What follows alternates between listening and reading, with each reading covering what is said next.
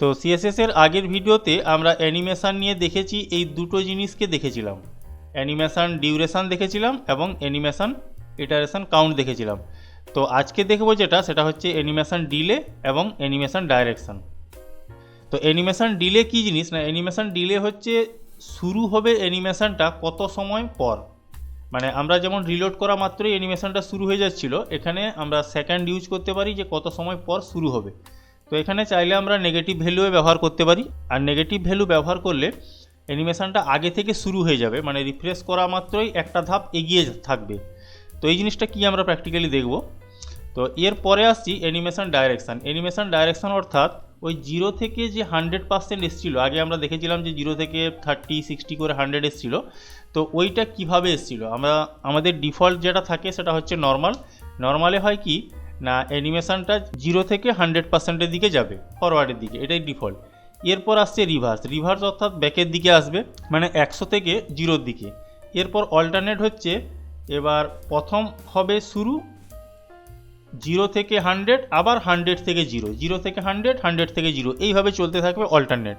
আর alternate reverse হচ্ছে কি না, প্রথম শুরু হবে লাস্টের দিক থেকে, অর্থাৎ 100 থেকে 0, আবার 0 থেকে 100, আবার 100 থেকে 0, আবার 0 থেকে 100, মানে এইভাবে চলতে থাকবে। তো যাই হোক, এই জিনিসগুলোকে আমরা প্র্যাকটিক্যালি দেখব। তো আমরা আগের ভিডিওতে দেখেছিলাম এই জিনিসটা, তো এইখানে আমরা ব্যবহার করেছি এই যে 0%, 30, 60 এবং 100। তো এবার অ্যানিমেশনের ডিলে ব্যবহার করব। তো অ্যানিমেশন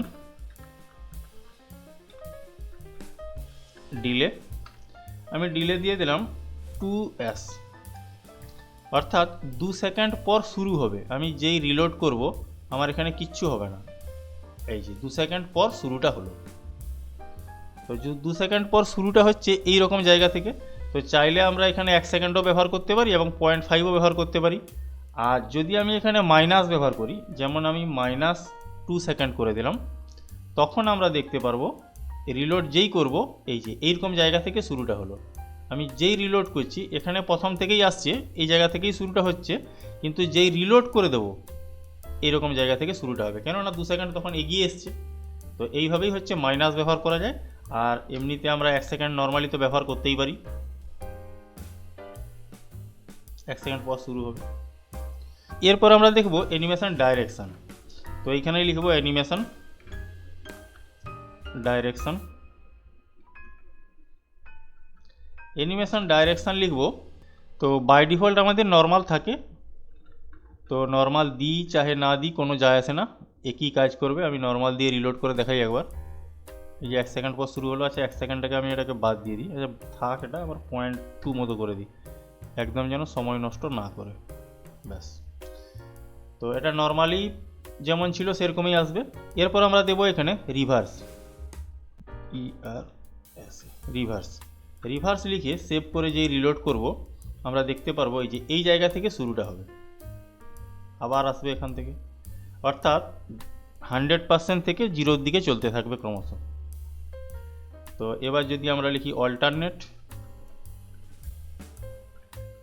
অল্টারনেট লিখে সেভ করে যেই রিলোড করব আমরা দেখতে পারবো এই যে 0 থেকে 100-এর দিকে চললো, আবার 100 থেকে 0-র দিকে চলবে, আবার 0 থেকে 100-এর দিকে, আবার 100 থেকে 0-র দিকে। তো এটাই সব থেকে বেশি পরিমাণ ইউজ করা হয়। এরপর রয়েছে সেটা হচ্ছে অল্টারনেট রিভার্স।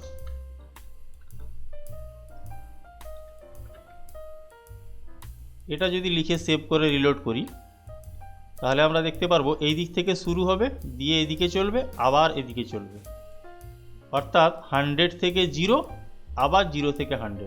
আগেরটা হচ্ছিল, অল্টারনেটটা হচ্ছিল 0 থেকে 100, 100 থেকে 0, আর এটা হলো 100 থেকে 0, আবার 0 থেকে 100।